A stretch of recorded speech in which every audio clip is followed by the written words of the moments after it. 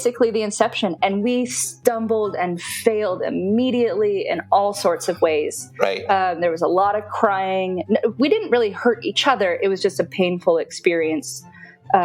Experimenting with that, with no community, with no framework, with no resources at all. Just this feeling that we wanted to be with each other and we wanted to be with other people at the same time, which wasn't allowed. There was a lot of shame to work through. But it's been almost, 12, 13 years now. Yep. And we've found our footing. But it took a while. Welcome to Normalizing Non-Monogamy, the podcast where we interview incredible people from across the entire spectrum of non-monogamy to hear their fascinating stories.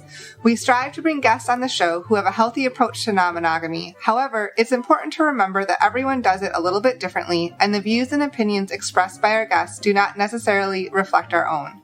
Additionally, we produce this show for entertainment purposes only. Please be aware that we aren't doctors or therapists. Consult a medical professional for anything regarding your health that you might learn about on the show. Enjoy!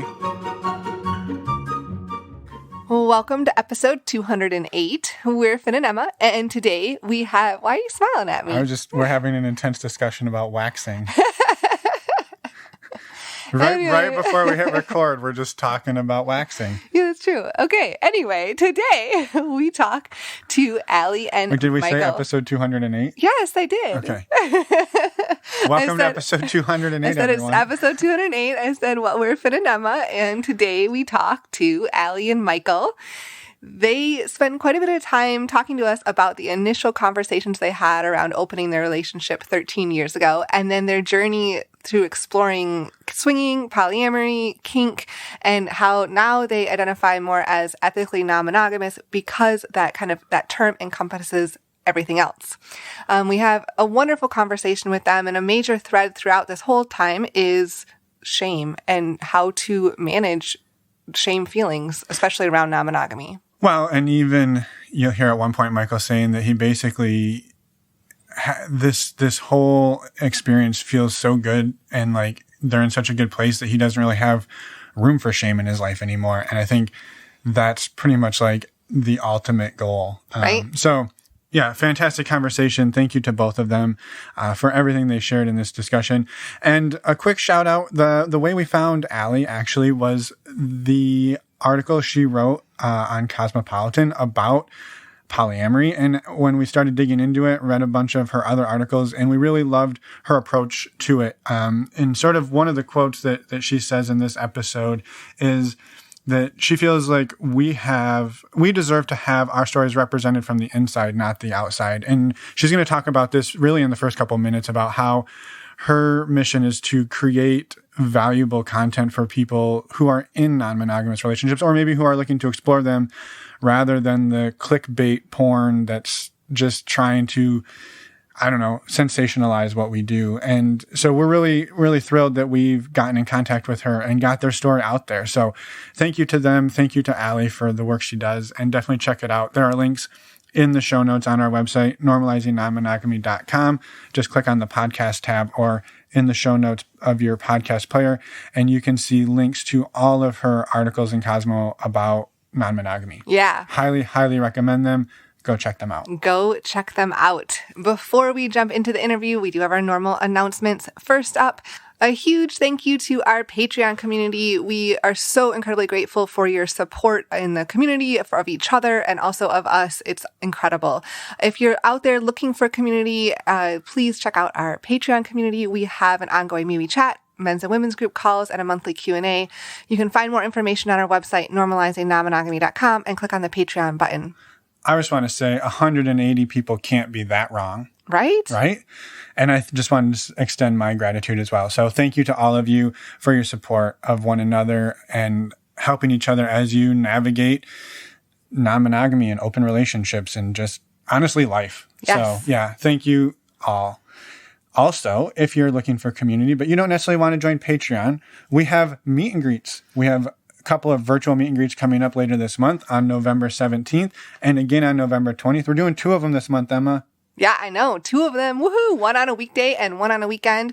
Both are from 9 to 11 p.m. Eastern, and both are open to anyone who wants to join. Just you have to be open-minded. That's the requirement. Go to our website, normalizingnonmonogamy.com, and click on the community tab to find out all the information about the virtual meet and greets.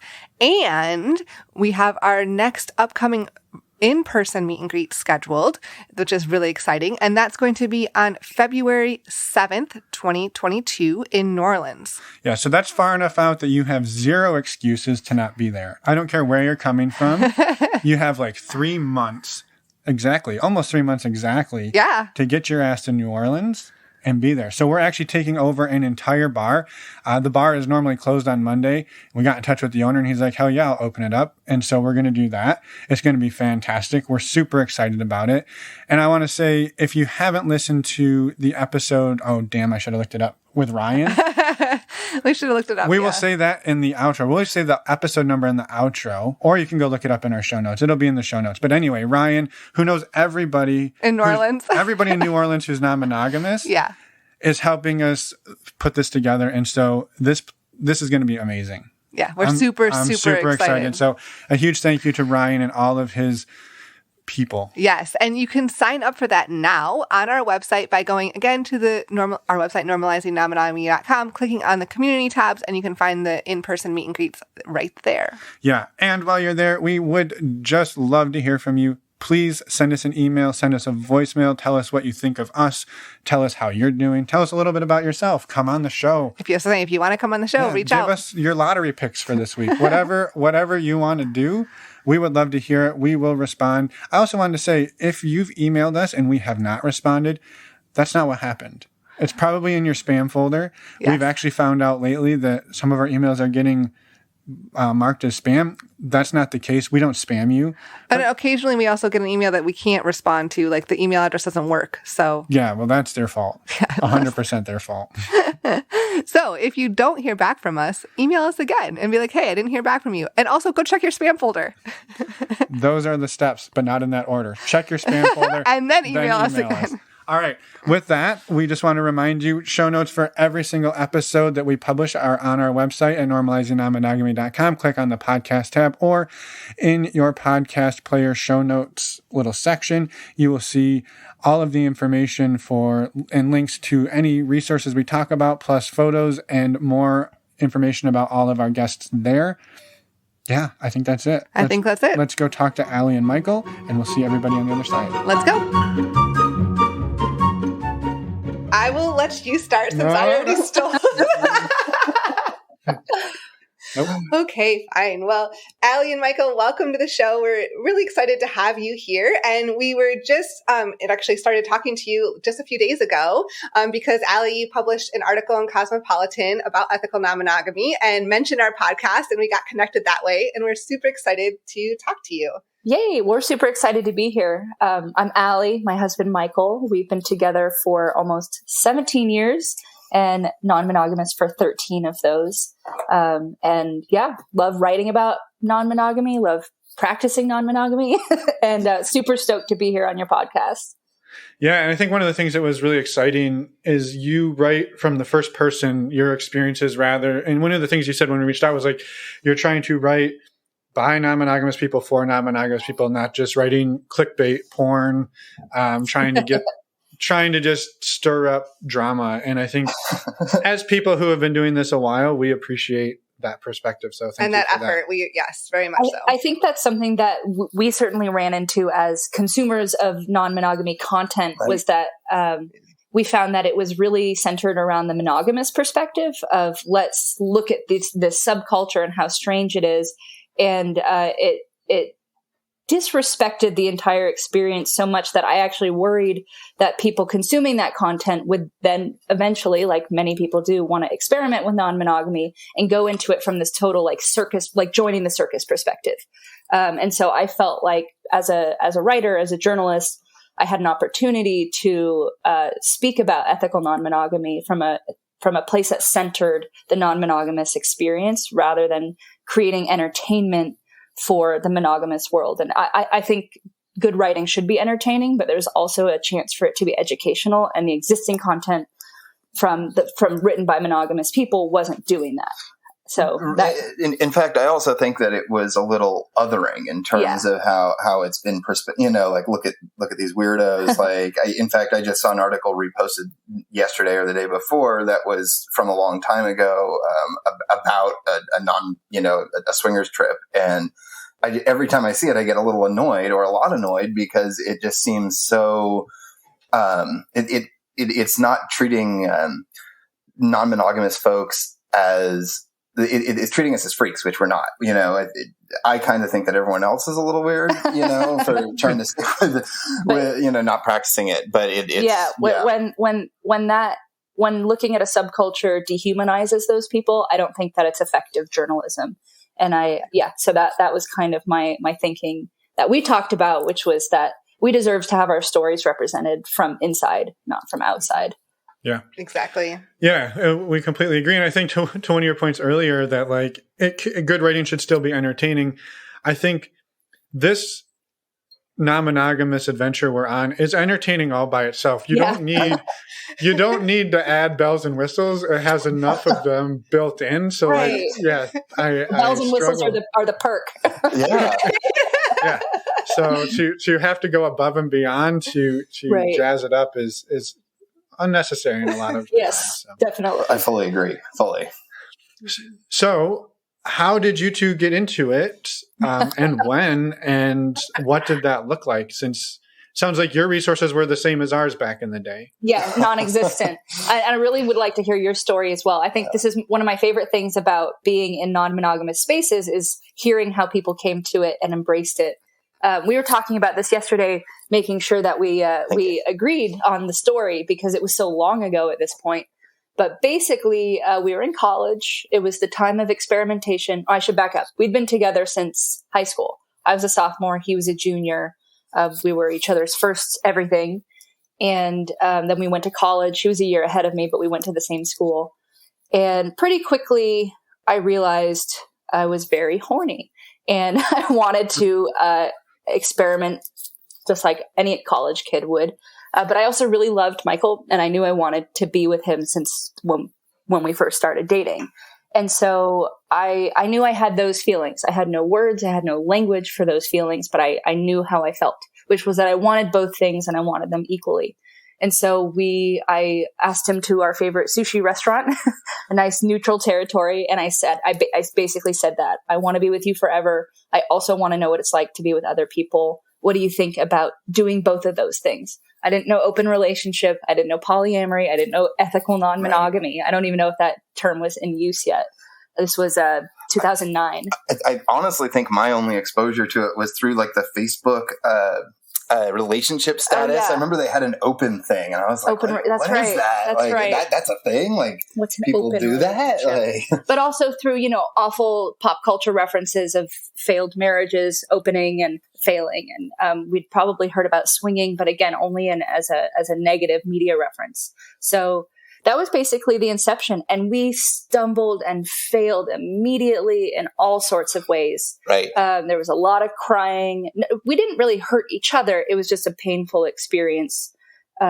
Experimenting with that with no community, with no framework, with no resources at all. Just this feeling that we wanted to be with each other and we wanted to be with other people at the same time, which wasn't allowed. There was a lot of shame to work through. But it's been almost, 12, 13 years now. Yep. And we've found our footing, but it took a while. No, go ahead. Sorry. Oh, no, I was going to say from my perspective, joining into it, it was definitely a little tough for me to begin with because I wasn't really practicing on my end as much. It was more on her end. I had the libido. So for me, society and everybody was telling me, oh, this is like, you should be really upset about this. Like, this is, like the ultimate betrayal or whatever. And it was the hardest part for me was not actually feeling those feelings, but wrestling with why I did not feel those feelings. Yes. Cause he was into it. He was turned on by it. And that was the part that felt wrong because society says you're not supposed to like that. Yeah. And I should be jealous and angry. And I was like, no, I don't feel this, but like everybody tells me I should. I'm like, am I not in a real relationship or like, what is this? And that definitely was the hardest part to begin with for me. I never really had any like jealousy issues or any of the things that you kind of think of when it comes to beginning, dipping your toe into the world of ethical non-monogamy. But, that certainly was my struggle. But we knew the ethical part was really important because there's a lot of cheating in my family from the men in particular. And I saw how much pain the lying caused, the betrayal caused. And I never, ever wanted to pretend that I didn't want to be with other people and have that experience. So I was very forthright about it, probably more forthright about that than anything else as a teenager. But I figured it was better to just not repress it, even though society did say, shove those feelings down and do not deal with them. Right. But yeah, so that was kind of our very rocky start, but it bloomed into something very nice. So we're happy. Yeah. And thank you for sharing all of that. I think, Allie, I think you're very brave in that moment to bring it up. Like that's hard to do, especially at that age. Yeah, and to just go for it and be like, well, if I don't do this, I realize I'm not going to necessarily be true to myself, and I may not know how to do this, but at least I need to start the conversation. Yeah. I think sometimes with all manner of sexuality and gender expression and any personal expression, you reach this boiling point where the truth simply needs to come out, and the consequences will be what they are. And it surpasses that feeling of, oh, I should keep this down. I should keep this repressed. But it's almost like it came out of me. It moved me because it was so important. And I'm glad that I did because it resonated with you, and it's an important part of our relationship now. Right. But at the time it was almost robotic. It was like, I need to say this. It has to be said. Yeah, and I think one of the things that you touched on, we read a handful of your articles, and you'd said that when you had this conversation, I would love to hear more about how the conversation went on your end, because that conversation was similar to the conversation that Emma and I had, and at a very similar time. So age, So I would love to hear how that conversation went, because a lot of the reasonings behind it are similar, and we're happy to share ours for anyone who hasn't listened to that. So. Well, it was a long time ago, and I've been trying to remember the details. I wish I'd written a diary entry or something. But as I recall it, we were sitting at our restaurant, and it was a booth set up, so we were facing each other. And I just put it out there. I said, what would you think about being in a relationship and also sleeping with other people or experimenting with other people? And as I recall, you like thought about it for a little bit and said, sure, we can try it. And that was kind of the end of it. We didn't discuss how it would work, the details, specific people. I did have someone in mind, but it was not something I even knew how to navigate. So it wasn't about that guy specifically. But I don't recall us having an in-depth conversation about it at that moment. No, it was just like, here's a topic. We both agreed to try it. That's enough for today. That really was kind of how it went down. I actually remember fairly well. Oh, sort of. I mean, do tell. I guess what I should say is I remember my reaction fairly well. Okay. And all that, because I remember when you asked, I at first was a little taken aback because it was so different. And we had never talked about it before. No, exactly. It was just like a brand new thing. And again, like I was saying a minute ago, like I was like, wow, this is like not what's quote unquote supposed to be. But at the same time, I was like, this is fine. It was like the reason that I was thinking for a second was I was kind of trying to search myself and see, like, do I feel jealous? Like, how do I actually feel about this? As like I wasn't really thinking as much as I was like feeling. There was nothing for me to kind of logic through. So I was just kind of gauging my feelings, and I was like, I actually don't feel bad about this at all. I think that this is worth a try. I think that, like we've been together at that point. It'd been 4 years, which is a lot for teenagers, right? Yeah, for us, like an eternity, right? We had survived his freshman year of college while I was still in high school without any cheating incidents, right? Or like drunken craziness, right? Exactly. And so I was like, we've been together for a while, which is not as much now, but I was like, I trust her. Like, this is the thing, is that I trust that she will come back. You also knew I was really horny. Yes, I did.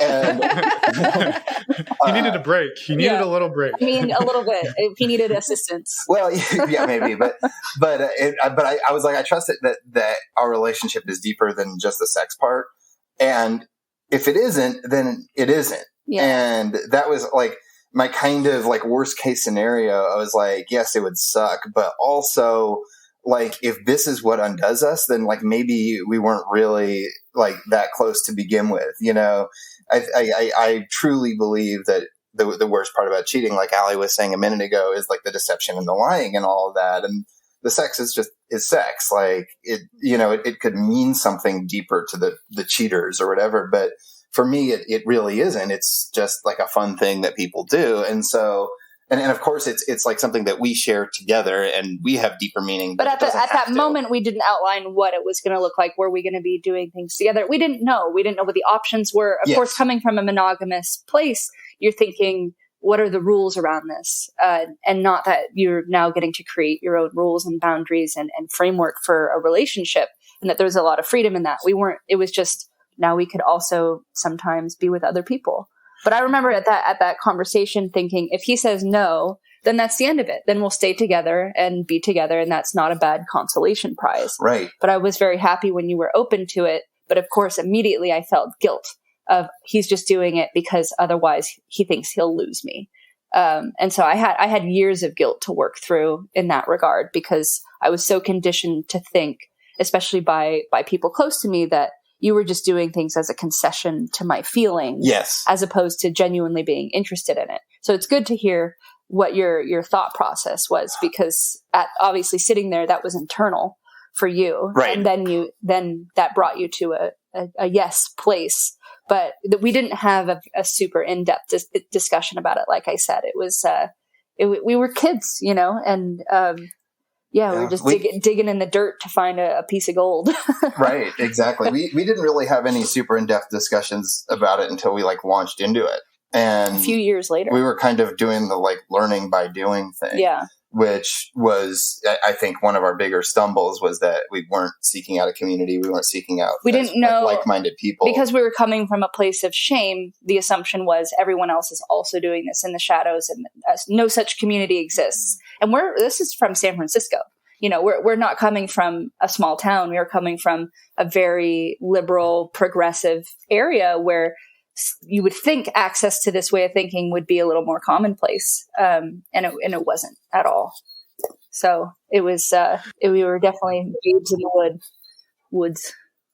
And so I want to come back to like when you went from that conversation at sushi to like, now we have to do this for real. Like that's a big step. But the one piece I did want to comment on that was similar was one of the things that you wrote was that you hadn't talked about non-monogamy, but you had talked about how you didn't want to limit each other's life experiences.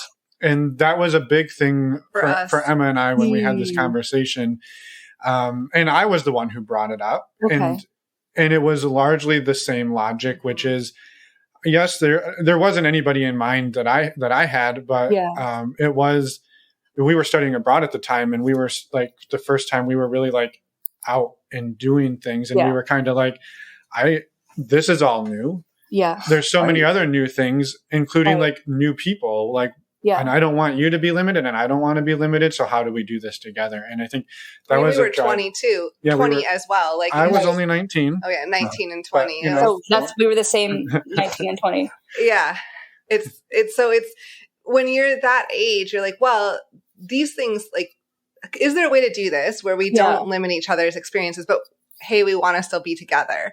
And so it's mind boggling. And like in that moment of, especially if you like with no exposure whatsoever of anything else, you're like, is this a thing? Like, when you don't have the words for it and you're trying to create it on your own, but you can feel what you want. It's just that there's not a structure around it.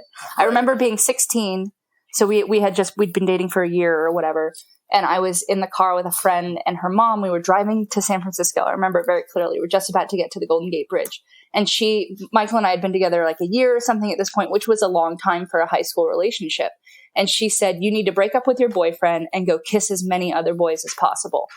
because I had been saying that I really loved him and I wanted to be together. And I got pissed off. I was like, one, don't tell me how to run my life. I may be a kid, but I know what I'm doing. I know what I feel. I know I want to be with him. And then the second part of this like little voice in my head said, why not both? Why not stay with the boyfriend and kiss all the other boys? But I had no way to articulate it, certainly not in the backseat of a friend's mom's car. But there was that little seed planted of like, what about both? I think it was I think non-monogamy was who I was well before we even discussed it. Because I remember when you first asked me out, that triggered a bunch of other boys asking me out because high school. And I was like, well, I want to say yes to all of them. What does that mean? I don't understand why I have to say yes to just one.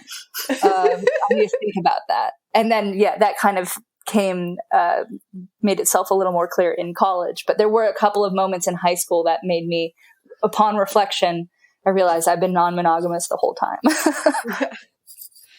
Yeah, I love it. And so you leave sushi. Yeah. And how does it actually, what actually happens from there? Because that's a big step to go from, yes, yeah, we can try this to like, hey, we're trying this. Yeah. Do you remember? No, I don't remember at all, actually. So long ago. So what happened was, I think that conversation was November 2009. And at this point, I had been planning a Euro trip for the following summer. I'd gotten a job. I was saving up to do, I was a pre-veterinary student, so there weren't study abroad opportunities. So I had just emailed a bunch of veterinary clinics in Denmark. My mom had a friend with a house there, and I just emailed them until I found one willing to let me work there for free for experience.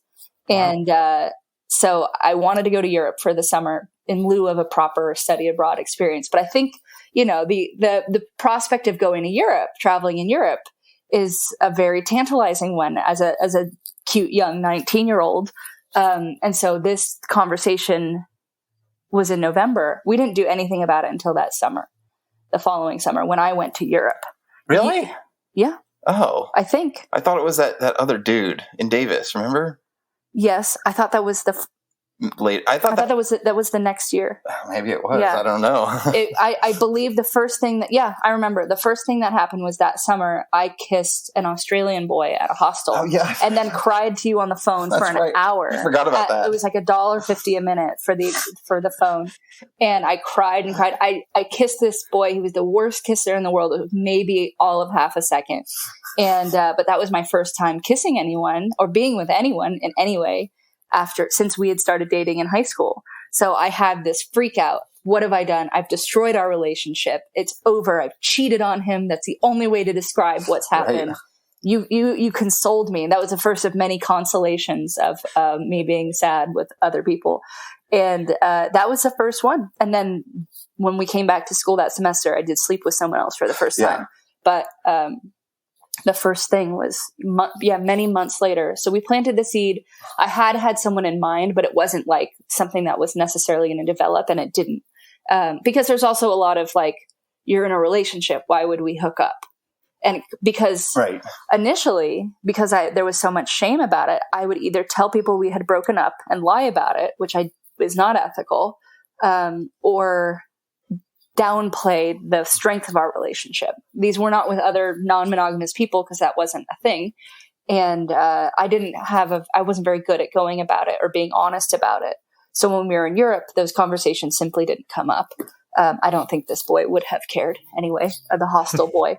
But yeah, that was the first time we did anything about it. And then we had to work through those feelings for a long time because I felt so much guilt. Right. How did you feel? Do you remember that phone call? Yeah, I thought it was silly that you were, I mean, not silly because that's downplaying how you feel, but like, I just had you weren't upset. No, not at all. So I had no reason to do it. And I thought you were being kind of like, I was like, no, this is what we talked about. Like, you don't need to worry about this. We asked about this. I really don't care. But again, it was that lack of community, lack of resources. I just dove in head first and then had to deal with the outcome of that. And that was, I struggled. Well, and when you jumped on the plane for that summer, did you have the conversation of like, hey, while you're gone, feel free to do whatever you want. Yeah. And I can do whatever I want, and vice versa. Like, or were there guidelines, or was it just like, have a summer, enjoy your time, and we'll figure it out. Have a summer. Yeah, I remember distinctly that we did not have any like ground rules or guidelines or anything. I mean, it was still, in fact, we I think only barely touched on it before you left for the summer anyway. I remember before that trip, I practiced drinking because I was a very studious college student. I wasn't a partier. And so I had tequila one night to practice what it would be like to drink in Europe. I was a smart kid. And especially if you're drinking with Australians, they're fucking professionals. And he was my age. He was much better at drinking than I was. But alcohol certainly helped with the situation at the time in terms of courage to actually do it. But I think we had a conversation of like, we're going to go to Europe and enjoy ourselves. And then he joined me for the latter half of the trip. So we were also together in Europe because you were studying in London and you had the same kind of carte blanche. I think the understanding was that we would talk to each other about it. Obviously, nothing would be kept hidden. But after my experience at the hostel, I think we had some hesitation after that of like, maybe we need to slow this down or pull it back or just not focus on it so much, because at no other point on that trip did I kiss any other hostel boys. No, I remember that you said that at first you're like, oh, I didn't like that. And like, I had to process it. And you processed it along with me. I mean, because we set out on this journey with more focus on me and less focus on you in terms of other people. I think you were fine taking that step back. Yeah, absolutely. That was what we were communicating to each other, that like we needed to, process everything after that was such a difficult experience for me. Yeah. And how did you, I guess, move forward in that? Like you said, it got better. Yeah, after Europe. I think we have always had pretty open and solid communication. And so I think we just talked about it a lot until we reached a point where we felt like we were good again. Well, I think that the big thing was that I had to convince you that I wasn't upset. Yeah. Because that was what you felt so guilty about, was that you must be upset. Right, exactly. That like everything is telling her that, I should be like furious about this. I remember there was, this is sort of a tangent, but it's related. There was a birthday party, one of her birthday parties that we went to. That year? No. This was after college. Oh, my 23rd birthday. Yeah, and I know, we all had a good time, and she ended up making out with somebody. No, two people at the same time. Okay, two people. Two people who weren't him at the same time. And I was just like, I was just having a fine time or whatever. And one of our friends that was there that was not part of any lifestyle at all saw this and like lost it. They were so They ran upset. up to me and said, Michael's left. He saw what you did. They didn't know we were non-monogamous. Yeah. So he saw what you did and he's left. And he was outside. I think you were talking with someone who was smoking a cigarette. Yeah. I ran outside. I was like, Michael, why are you so upset about me making out with them? And you were like, you did? I don't care. Like, was it fun? Like, you were not worried at all, but someone who saw it was very, that's how I have kind of always felt. And so that was, kind of like what she was dealing with all this, like all this guilt. And I had to convince her, no, it was okay. And I think you had to work through I had to work through my shame for sure. And so I think when we were back in school, back together, we were just able to communicate that I was interested in trying this again. Yeah, because I think that even though the first experience was not necessarily a great one, it still was very much a part of who we are. It was bad enough where we felt like it was a bad enough experience where I thought maybe we shouldn't do this again. But again, that natural feeling came back that said, keep trying, keep doing it, that you'll like this, that little voice in my head.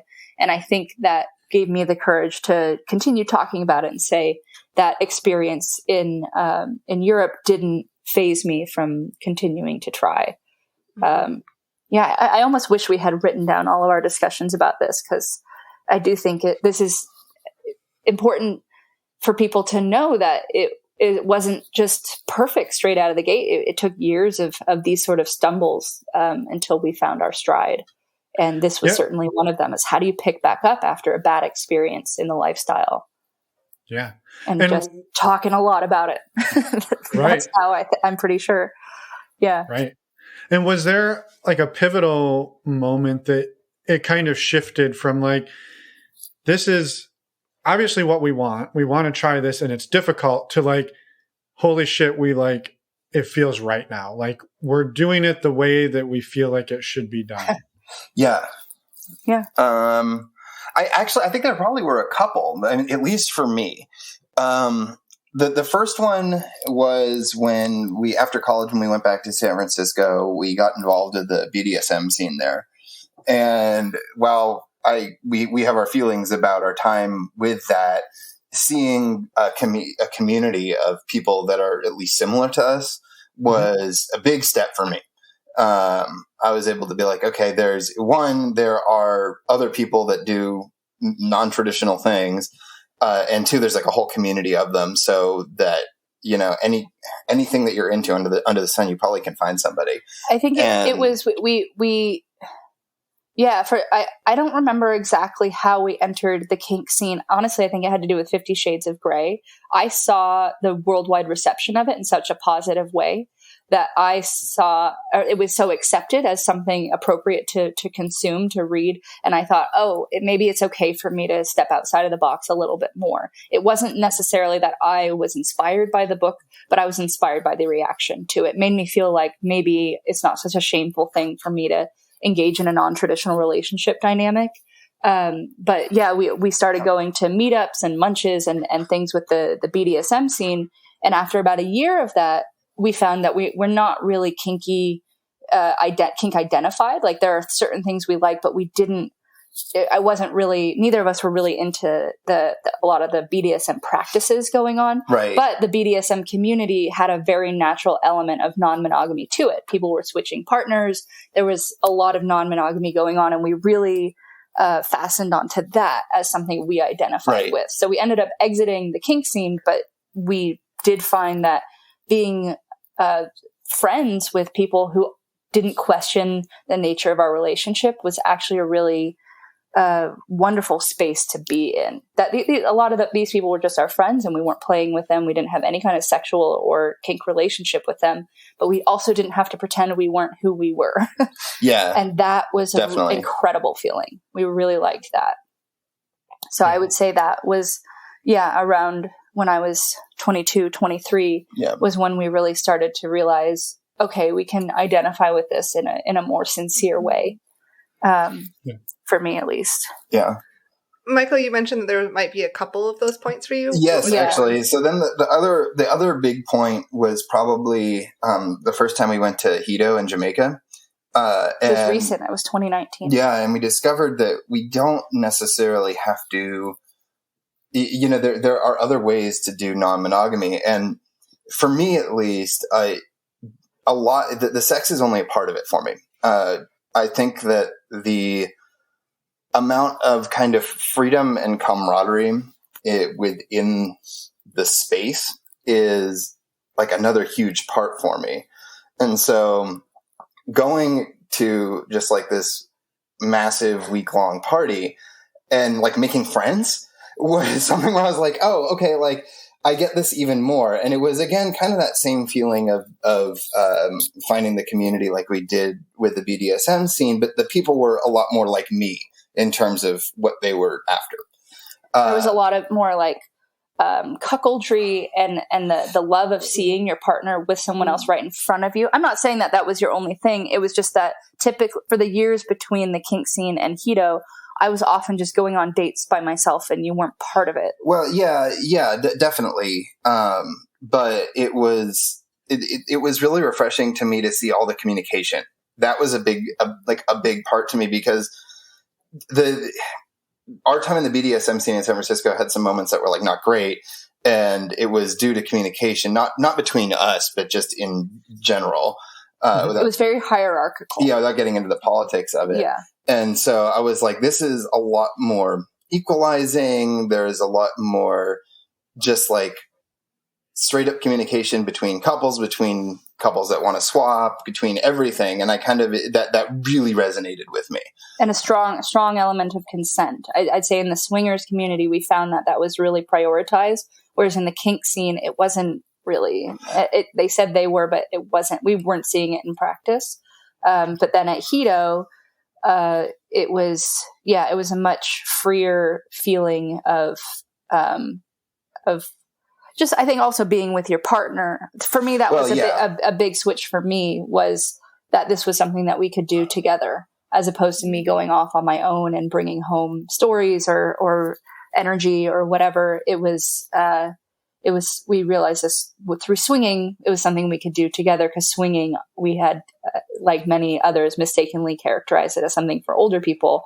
And I think that's only because when people get older, they realize life is short. Why not have fun? They've just figured it out. It's not age specific. It's just that they have the wisdom to make fun decisions. Right. I like that. Yeah, I like that too. And we figured it out early. Yeah, exactly. Yeah. I know, it feels like we were in our one a little. Yeah, like, I was still in my 20s when we went to Hedo, and I was like, I feel we were at Young Swingers Week specifically, and we realized that swinging is not age specific at all, and does not need to be. No. But yeah, that was definitely a big turning point. I think the kink scene really scared me away from wanting to engage with the community. And I was able to convince myself that it wasn't something that we needed or something that I needed. And again, practiced in private with individuals who were never part of the lifestyle. And so they weren't good partners. And we had a boyfriend during that time. But again, and did polyamory, but it was still still a lot of stumbling blocks there. And so, when we went to Hedo, we realized we have been suppressing how much we want this to be part of our lives. And that was really cemented when we were with luxury lifestyle vacations in Paris just last month. We went on a week-long swingers cruise through France, and just had the time of our lives, and met so many amazing people, made great friends. It wasn't even the most sexually charged week we've ever spent, but it was very affirming. We felt like we could be ourselves. We didn't have to hide the flirty, sexy part of ourselves. We didn't have to answer all the same questions about what non-monogamy is and make excuses for it, rationalize it to people who have already made their decision about what it is. And we could just be free in a way that not having a community doesn't enable you to be free. So I think that was also why I decided to start writing about it more, was because I want this to be part of my life in a way that's honest to who I am and has been building for over a decade. And I'm tired of pretending it's not who we are, who I am. Right. So, yeah. Yeah. And so that I know we have questions about your journey, but right now, so you went on this trip to the swingers cruise in Paris. Right now, what do you see how do you, I guess, see what does your relationship structure look like at the moment, as far as what? Yeah, I'll just leave it at that. Yeah, we've been talking about this. I think I just say ethically non-monogamous. I go with the biggest umbrella term. With COVID, it's a little tough to actually practice anything, especially with rising numbers. But we dabbled in polyamory. I found that I just don't have the time or energy for it to have fully fledged other relationships. They're not out of the question. It's just that I don't see myself having the capacity for that. I travel a lot for work, and I've always told Michael, if you want to have another girlfriend or whatever, go for it. But it doesn't seem like something you want either. No, I'm not.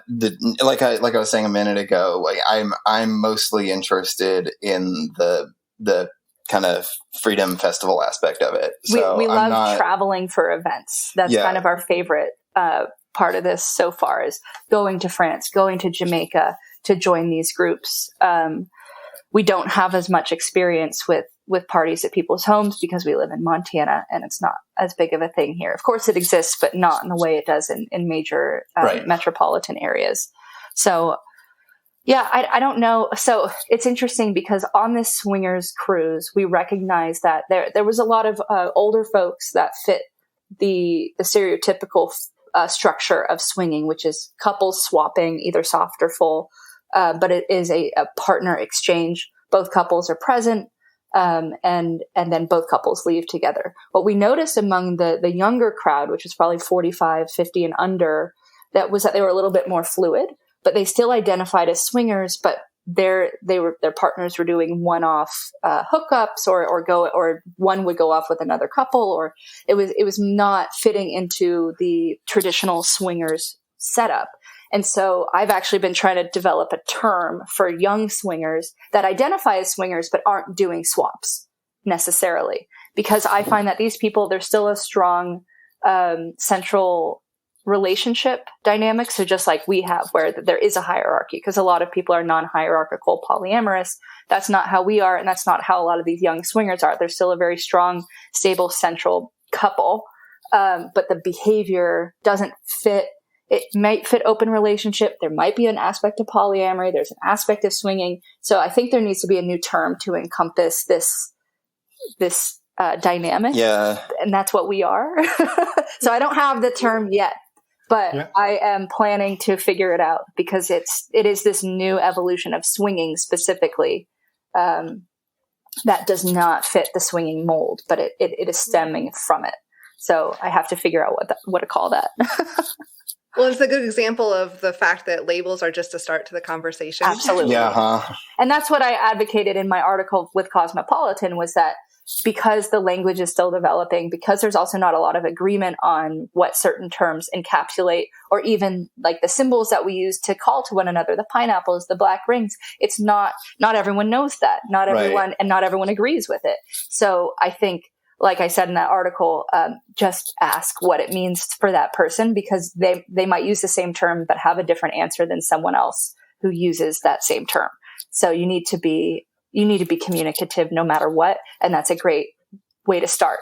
What does it mean when you say you're non-monogamous? What does it mean when you say you're polyamorous? What does it mean when you say you're in an open relationship? Because it can mean, like, if you go to someone and say you're a swinger, and to them that means they are a couple swap. No blending, no blurred lines there. And then another couple, like we would say we're swingers, but it does not limit itself to swapping. So yeah, that communication is essential. Yeah. I think it's well said. And I think I know in order to ask this question, I have to go back to a label, but you mentioned you had a boyfriend for a while, mm-hmm. and you kind of delved into the polyamory. How, maybe could you talk about that experience and how you went from sort of this amorphous swinging open to now you found yourself with a boyfriend, and that's a big change. That's a big step. That's a lot to navigate. That's not just hooking up. That's feelings. Right. That's a lot of emotion. Right.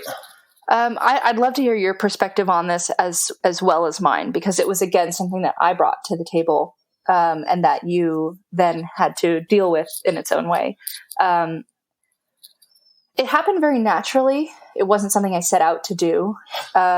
I was going to Iceland and asked for advice online, and then got to talking with someone who was giving me advice, and found that there was a very strong connection, strong romantic connection. I always tell people, especially when they're new to non-monogamy, that feelings happen. You can set boundaries for, you're not allowed to have feelings. Okay, you can't help that. You can stop engaging with someone when you have feelings. That was never our agreement. No. Feelings happen.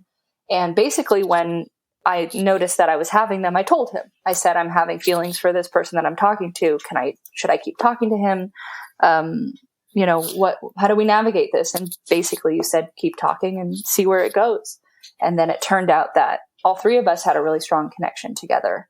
And while the two men were not bisexual, there was still a strong asexual romantic connection. And I do believe in polyamory that you can have just as valid platonic relationships that are part of your polycule.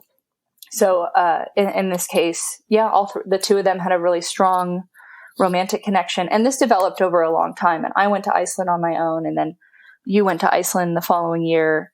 And a lot of it was long distance and Skyping and relying on technology to stay connected. But it basically, I was just honest from day one that I recognized that I had feelings with both of them. And we just went from there and let it develop naturally. But it wasn't something I set out to have. And it was rewarding, but it was still a lot of work.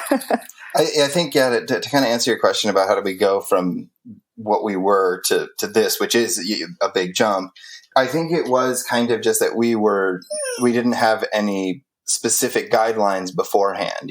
This was, we will see where it goes, and we'll, take each new opportunity, challenge, whatever it is, individually, and address it as it comes along. And, because we are all, like, we change as people, or we, may have not discovered something about ourselves or whatever.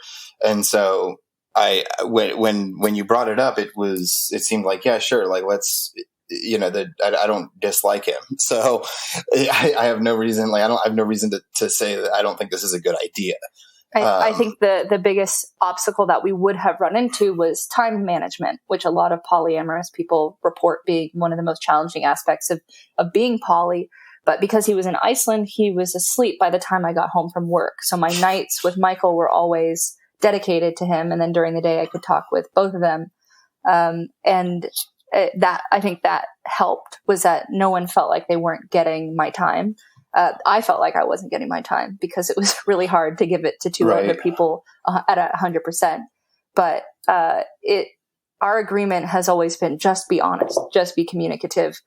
If something's going on, just don't hide it. Otherwise, in any aspect of the relationship, whether we're talking about other people or whether we're talking about the chores that need to get done around the house, that honesty has to be first and foremost. So we've always operated as just tell me what's going on, and then we will deal with it.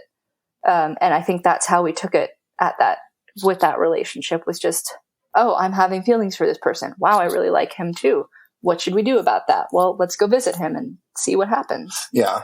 And with him involved in that as well. But in terms of how that was for us, I think that the biggest challenge was, when you have a third as opposed to, or when you're in a throuple as opposed to, having a unicorn or something like that, the equity becomes redistributed. And it's supposed to be, in a polyamorous situation, that hierarchy shifted. Without us being the central couple anymore. Now there was a central throuple where everyone's needs were equal.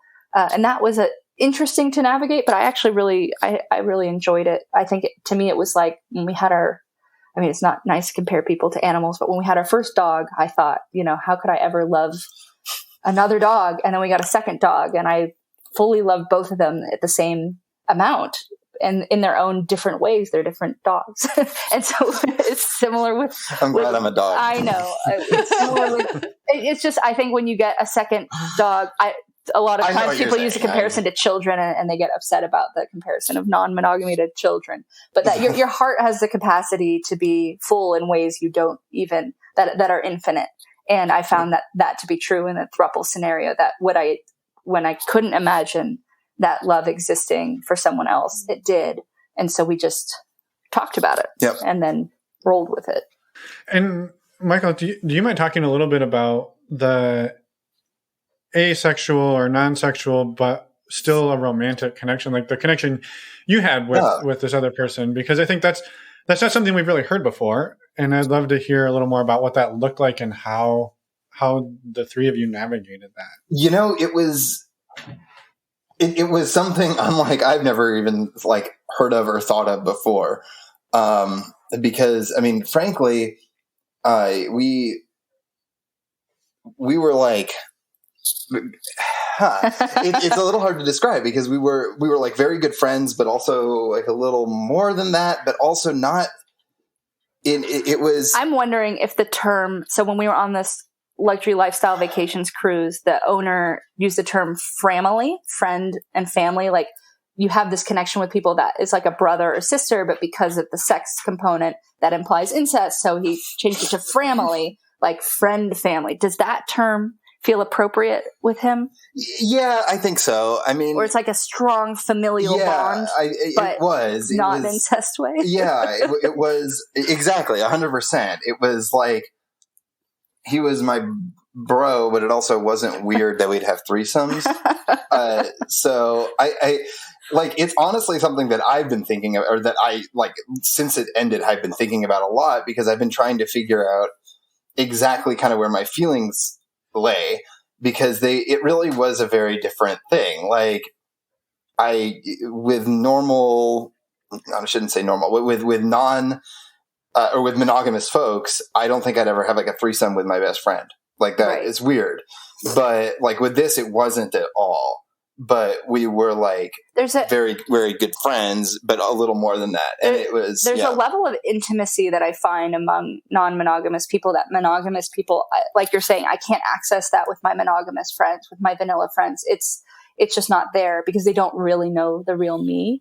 And so, yeah, I would never have a threesome. The idea of that with a vanilla friend is uncomfortable for me. But the idea of having a threesome with someone in the lifestyle who you've come to know and become close with is really a wonderful thing to imagine, because that level of intimacy is just higher. And even though it's not necessarily, there might not be feelings involved. I think with our guy in Iceland, for you, I mean, what were those feelings? Was it like the feeling of having a crush, maybe? No, not at all, actually. So it was like a familial... Yeah, that's what I was saying, was that like it was a level above a friendship, but it was not really a like romantic kind of a thing. It was like, this is someone who I'd like to spend a lot of time with, and hang out with and do sex things with, but also not just him. And so it was certainly something that I mean, to this day, I'm still like a little bit figuring kind of exactly how I felt, because it was never negative and it was never awkward or weird, but like, he's kind of the only person that I've ever like really, really felt like that with. Yeah. And he was that was the only throuple that we've been in. So I don't know. I wonder if there's some aspect of the fact that Icelanders culturally are very open. They're very accepting. Like, we were able to walk down the street, all three of us holding hands, and people never looked at us weird. They're very accepting of, they're very feminist as a culture, and that they're just very accepting of open sexuality, and they're comfortable with their bodies, and they're comfortable talking about sex. It's almost like the lifestyle and the way that we all talk to each other is at a surface level ingrained into who they are. And so I wonder if the fact of just simply his culture made it easier to generate that intimacy and to experiment with this new relationship dynamic simply because of where he's from. You know, I think that there's probably something to that. And we certainly learned a lot from that about the openness of other cultures to things that had previously made me feel shame. It was pretty cool to be in Iceland and not have to hide who we were from the general public, you know? But yeah, for you, I think it was definitely new. Yeah. Yes, it was. You good? You're not saying anything. No, well, you were still talking, so.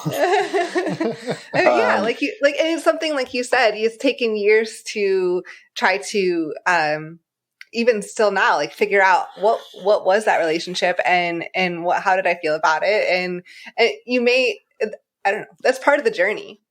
Exactly. Right?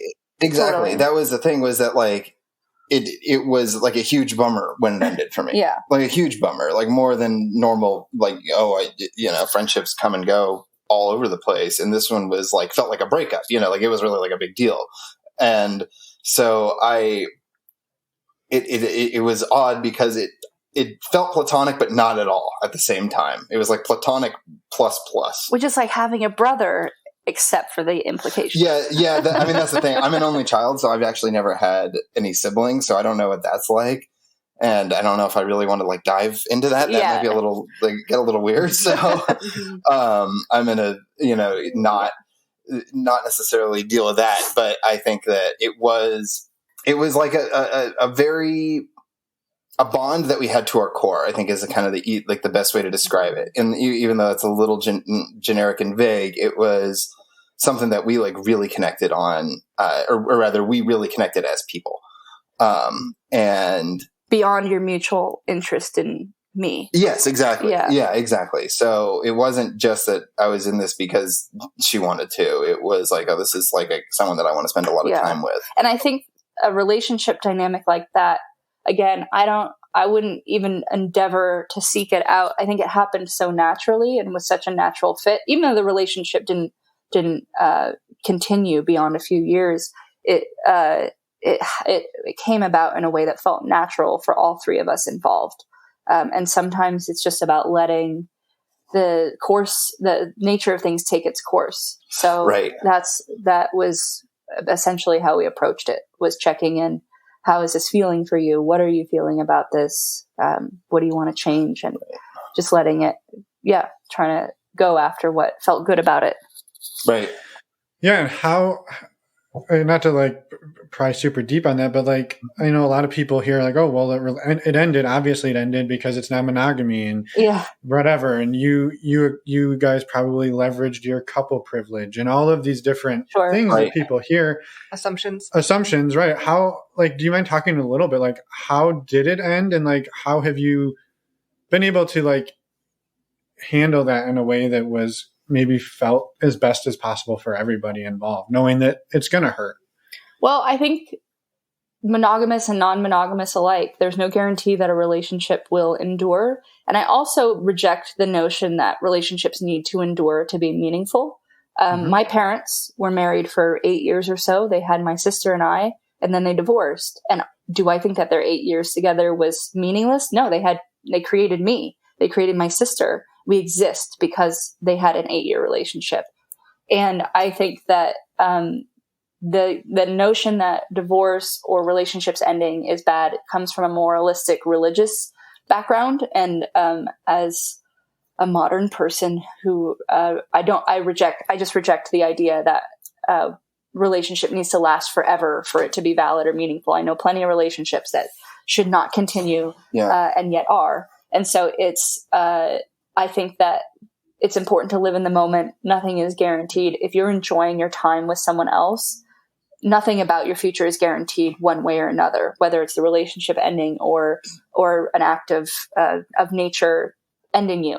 So I think that, to kind of piggyback onto what you were saying, that, for us, it ended because we simply ultimately weren't as compatible as we thought we were. And we lived in different continents. Yeah, with the long distance and with all of that, we kind of, all of us decided that it was, that it wasn't necessarily super fair to him because we were together in America and he was by himself. And I don't know if he wanted to go do other stuff or whatever, but it just kind of fell apart because of circumstances and because of the nature of the relationship. It was a good relationship, but we enjoyed our years together. But the logistics of long distance, we were having to travel to see each other, which was very cool. I got to go to Sweden and Finland and all sorts of places to see him, but we weren't getting to see each other very often. Having to juggle work with making time for him during the day was a challenge for me. And like a lot of relationships, there was just a lack of compatibility at the end. I think in large part because we weren't able to be together in person to foster it. So I do think, there may have been some couple privilege for sure, but that was more a matter of where we were physically located as opposed to the equity that we had distributed amongst ourselves. And then it ended. He was also a couple years younger than me, and so he was at a slightly different stage in life. And I think that's what I was trying to get at with the compatibility thing. If we were able to be together in person now, I'm sure that we could make it work again. But I think I found that being in person is very important, and we were not able to do that. But I would say for anyone thinking that non-monogamy is the reason why a relationship would end, I would be surprised at where they got that information, because monogamous relationships end all the time, as they should. And it's a healthy thing to uncouple consciously. I like to think of it as chapters in a book. Our Iceland boyfriend was a wonderful chapter in a very long book. And we ended that chapter and moved on to the next chapter, which didn't involve another person. So I think it's easy to look at non-monogamy and say that that's a relationship killer, or that you're going to meet someone else and leave them. But you can meet someone else without dating them and still leave. Anything can happen in any relationship. And you just got to live life while you're alive. Yeah. I mean, to your point, like friendships and other, like even familial relationships and stuff can end for whatever reasons and like morph over time and change. And like, they're all relationships. Yeah. Right. They're all valid. Right. And they all can provide meaning in some way. You know, sometimes a negative relationship, an abusive one, you could learn something. Obviously, that's more of a silver lining. But if you spend a few years with someone, maybe you have some good memories, some good times, some good things that you were able to do that you wouldn't have otherwise. So I say I don't think just because a relationship ends that means the time was wasted. We all come into each other's lives for a reason and leave for a reason, and it's all good. Yeah. Well, thanks for sharing all of that too. Yeah. There's one thing you've mentioned multiple times throughout this interview was around working through the shame that you have had. And I wanted to touch on that to see if you could, I guess, talk a little bit about how you have worked through that, because that's something that I think is pretty common in a lot of people navigating non-monogamy. Yeah. I think it's a huge issue when you come from any standardized idea of what monogamy is supposed to, rather what relationships are supposed to look like when you're growing up, at least from my background as a Californian, as an American, is that they're supposed to be monogamous. You're supposed to be with one person till you die, and that's it. And so when I started having these feelings, as I mentioned, really as early as the second we started dating, I knew there must be something really wrong with me. And that persisted for years. There's something wrong with me. I'm abusive to you for asking for this. I'm a bad person because I've acted on it. I'm just going to grow out of it. It's just a phase. I have to get it out of my system. All these different ways of trying to rationalize something I didn't want. I wanted to be normal, quote unquote normal. I wanted to be monogamous. I wanted to be the person who wants to get married and have babies and buy a house and all these things that I still don't want. I love my travel lifestyle. We still don't want children. There's a lot about my life that I like does not fit into a typical framework. And I think in terms of working through it, finding a good therapist was a good key to having someone to talk to, someone who is experienced with non-traditional relationship dynamics to help me understand that there's nothing wrong with not fitting into a relationship mold. But also really finding community. I think finding people who showed me that they were normal in every sense of the word, other than they also like to go beyond their relationship for sexual fulfillment or romantic fulfillment, that there was, if there was nothing wrong with them, then there was nothing wrong with me. I think being just exposed to models of relationship dynamics functioning in a way that, quote unquote, society at large says shouldn't work was really helpful. But it really did take years and years for me through therapy and exposure. I think for me, the big thing was finding my kind of truth in all of this. So while we were still figuring everything out and going through everything, it was a lot more shameful for me because it also didn't feel 100% correct. And so my mind was able to kind of be infected with the thoughts of like, oh yeah, this is bad, or you're not supposed to do this, like that kind of thing. But then once I got closer to how I actually want to practice this and like what pieces of the lifestyle do I like what am I after, it all kind of clicked for me in terms of this is like how I want to live my life. And it simply felt so true to me that I kind of felt like I didn't have room for shame, which is nice. Now getting to that point, like you were saying, it did take a long time because I was searching so long to figure out where I kind of fit in everything. And for my part, I was also dealing with the internalized misogyny of women aren't supposed to be interested in sex. And I was the one initiating all of this. And I felt like there must be something wrong with me in that way too, that I wanted sex, that I wanted a really active, interesting sex life. That was supposed to be something he wanted, not me as a woman. That's not what we're here to do. So I had to work through so much of that, of course, my family's lack of understanding and then ultimate acceptance was helpful.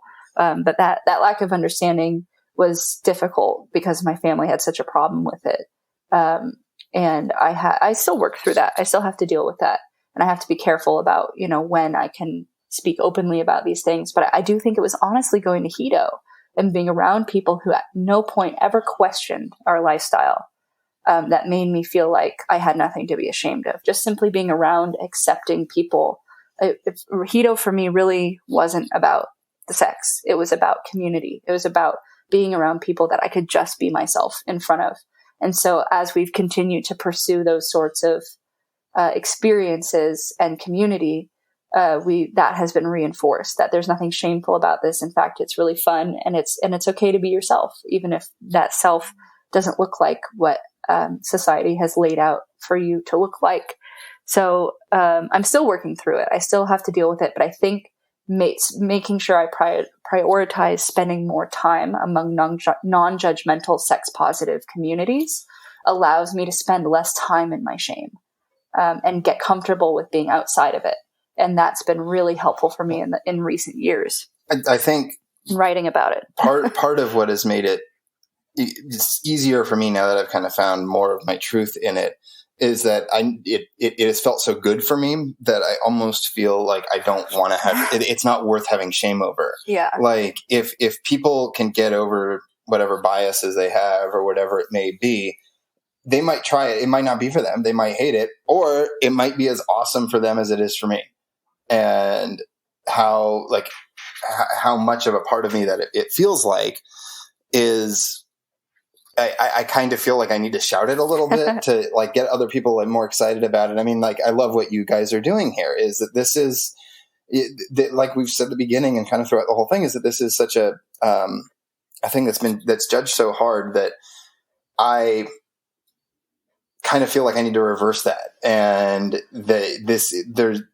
there is nothing wrong with it. It's absolutely amazing. Like the amount that it has improved my life and my self-esteem and like everything. I'm like, this is amazing. It's actually a really beautiful thing. Yeah. And I think as a writer, having a platform to share that beauty and that transformation has been really helpful for me. And I think for both of us, since I obviously don't write about him without his consent and involvement in the storytelling, but, there was a large moment of, should I write about this publicly? Do I want to be out with my full name attached to these very sometimes graphic stories about my non-traditional sex life? And because I used to keep a column under a fake name. And I thought, that's good enough. I can write about these things without attaching myself to it. And then I thought, I think back to that 19-year-old with no resources and no language around non-monogamy. And what did she need when she embarked on this journey? What pain could she have avoided if she simply had people to model what this could look like for her? And so I'm trying to be that person because I know there's other young people out there who are stumbling and making mistakes and potentially ending otherwise healthy relationships or not having fulfilling experiences until much later in their lives because they simply don't have a model for it. And so that choice to write about it was really hard. I remember the day that some of my earlier stories were supposed to go live. I was hyperventilating. I was stressed. I was really freaked out. And then I did stop for a while because my family was unhappy with the publishing. But I still thought, this is my sexuality. This is who I am at my core. And every day that I hide it does myself a disservice, but the community at large a disservice as well, because like what we were talking about, our stories are misrepresented by people looking for a quick clickbait type of thing. And it also gives me a chance to work out and through my own shame. And now I'm at this point with writing about it where I feel very confident about it and very sure of what I'm doing because it is just the truth. And there is nothing wrong with it. And so the more that I engage with readers and with people who are curious, I always get messages from friends after I post these stories, friends I didn't know were interested in the lifestyle, people I've known a long time who come to me as a resource. And I'm able to connect with them. And suddenly our friendship, again, becomes more intimate when we have these conversations. So the more I put myself out there, the more that I offer myself as a leader, I think the more it can help people, simply because we don't have much representation. And it's growing thanks to you guys with this podcast, thanks to other people in this space who are creating resources. But there's still a lot of secrecy. There's still a lot of judgment.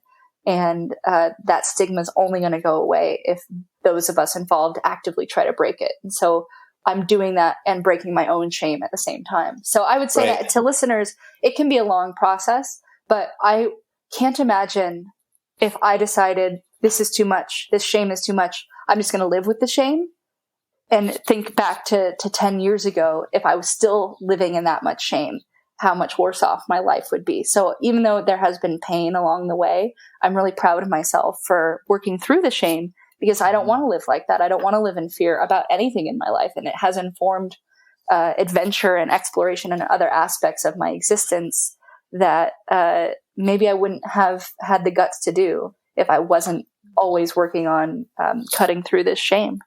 So I would say to people who want to figure out how to do that, just be patient and kind with yourself. Get a therapist, a sex-positive therapist, and just keep working at it, because it can take a long time. People see us and say, oh, you must not have any jealousy. You must not have any shame around it. It's just a daily process to not let it win, really. Yeah, completely jealousy. agree. Jealousy is not a problem for us, but the shame thing. Right. Yeah, I was like, jealousy is a whole other topic we could always dive into. It's a good question, and it's an important one. But just keep doing our best. Yeah, well, thank you for that, and for everything you've shared so far. I think we'd love to give you each a moment, like if there's anything we didn't talk about that you both want to talk about, and get out there. And also, Allie, if you want to plug any of the work you've done and how people can find you. Is there anything you want to add? Go ahead. I'm trying to think. I think just kind of to the topic of shame and starting out. I know there's a lot of people who are curious, and I think consume all the resources that you can. Follow leaders in this space, and just be patient with yourself. It's like our experience shows, it's not something that happens overnight. Might be a conversation you have and then you don't broach again until 7 months later. Being patient with yourself, being patient with other people, especially because when you are starting to involve other people in your relationship, they don't want you bringing drama either. So it does require a certain level of knowing yourself and trusting your partner, if that's what you have. But this is something I'm still working on every day, even many years later. It's not a sprint. It's a marathon. There is no end goal. They're just to enjoy yourself and enjoy your life. And in our case, be true to yourself. If this is who you are, it'll come out one way or another, and it's better to come out in an ethical way. And it's more fun because non-monogamous people are awesome and fun, and they have great trips going on. And cruises. I think. Are you? Oh, you're not. Go ahead. I would say that one thing I definitely would like to add is that if this is something kind of what you said, if this is something that's new for you, try your hardest to look past any of the negative emotions around it, or at least examine why you're feeling them. Because that was, like I said at the beginning, that was my biggest barrier when we started to this, was like feeling like this was that I was wrong for doing this. And it got in the way of my enjoyment of any kind of lifestyle for a while. And ultimately, once I kind of learned to just disregard that, and like I was saying before, realize, this is kind of my truth. This is what I have to live. It was so worth it. Like, not just like, oh, this was kind of, it's a wash. Like, this really was like the jackpot kind of. And with just a little bit of self-reflection, you're able to get there. Of course, if this is for you, it might not be for you. I think it's worth taking the time to examine whether your negative feelings around ethical non-monogamy are yours or society's. Because if they're society's, then you can disregard them and have a lot of fun. And if they're yours, it's an opportunity for self-examination and growth. So either way, you're going to get something out of even considering ethical non-monogamy for yourself. But once you shed society's expectations of what your life is supposed to look like, whether it comes to comes to relationships or money or travel or work or creative expression. Once you're outside of what society's expectations, life can just be a lot more fun and a lot more your own. So I always encourage people to practice with that. As for where you can find me writing about this, I'm a journalist, a freelance journalist. I predominantly cover ethical non-monogamy for Cosmopolitan magazine. But I'm on Instagram, I'm on Twitter talking about these things. My name is Ali Wunderman, AliWunderman. Those are all my social handles and my byline. But yeah, keep an eye out. I'm going to be covering this topic a lot more and answering kind of a lot of the questions that we talked about today. Getting into the nitty gritty of overcoming shame and what jealousy even means and how to identify other people in the lifestyle and all the sorts of fun things. Again, resources I wish I would have had when I was younger. I think actually that's one thing that I'd like to add is that if you are getting into this, try to find resources, because that was other than like dealing with the feelings around it, that was my biggest regret, was not actually like diving into it. We didn't even know what to Google. Yeah. We didn't know to look for books, and podcasts didn't exist at the time that we started. Yes. And so you consume advice. There's a lot of resources out there now. And if you're listening to this, that means that you've already tapped into a great resource. But it's and don't be afraid to ask questions. This is, again, communication is number one. And if you're wondering something, it's better to have your question answered than to continue wondering and then do the wrong thing. Right. Yeah. Yeah. But yeah. Well, thanks for listening. Yes, of course. And thanks for listeners for listening as well. But thank you both for sharing everything that you have today and for your kind words about our podcast. Of course. Very nice of you. And we really appreciate the work that you're doing as well to spread the word and get other stories out there and other perspectives out there from your point of view. And so thanks for everything and coming on today as well. Yeah, thanks for having us. No, yeah, it's been fantastic, and I just enjoyed chatting. And there's no secret to anybody listening that Emma and I love to travel, and so hearing about how you travel and how you incorporate this into travel, and yeah, it's fantastic. And thank you for being a spokesperson for it, and we're all in it together in true non-monogamous fashion. We're all in it together. Right. Yes, exactly. Yes, a great way to end. Yeah. So, have a fantastic afternoon, and we'll talk to you too soon. Bye, guys. Bye. Thanks for having us on. And we're back. Good job. Third time's the charm. But nobody knew that we did this 3 times until you said that. Anyway, we call that behind the scenes. Behind the scenes look at Emma and Finn. Anyway, that's a euphemism. I know, but I was going to gloss over that. A huge thank you to also could be a euphemism. A huge thank you to Ali and Michael for coming on the show, being vulnerable with us, and sharing everything that you did. And also, Ali, thank you for the work that you're doing out there and all your writing as well. We're so grateful to talk to both of you, and we encourage everyone to go check out the links in the show notes and check out some of her articles as well. Yeah, and I would just say her Instagram and Twitter handles are there. And if maybe you're not interested in reading the Cosmo articles about non-monogamy, she has a ton of travel writing. Yes. She travels all over the world. Her photos are amazing. Her writing is amazing. Just check it out. She's amazing, and we're super excited. So kick ass. Keep go check it out. Yeah. All right. What else, Emma?